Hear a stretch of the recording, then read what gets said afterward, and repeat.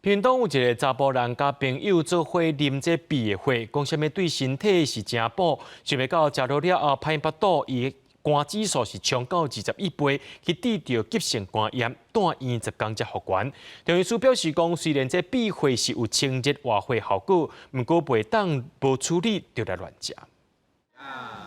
烧滚滚的药头啊，秘鲁上桌，若是来餐厅食秘鲁火锅，有人会特别要求要啉鳖血。来只鳖台咧，啊，大家养啊2、3鳖啊，来只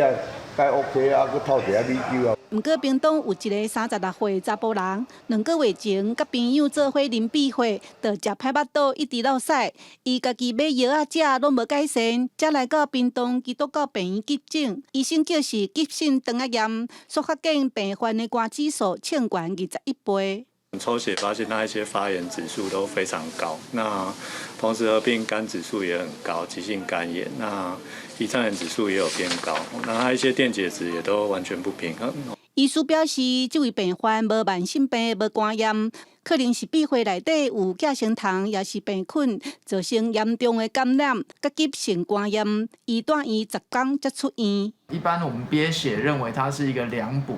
那它可以清热凉血，还有疏经通络的功效。不过鳖血在使用上，我们必须要做到无菌，还有去除它的寄生虫，这个在技术上是比较困难的。中医建议，亲像鳖血，拢爱煮过，也是杀菌，上好莫生食。若无身体无保着，煞破病住院，实在算袂好。记者邓家文、赖维做屏东报道。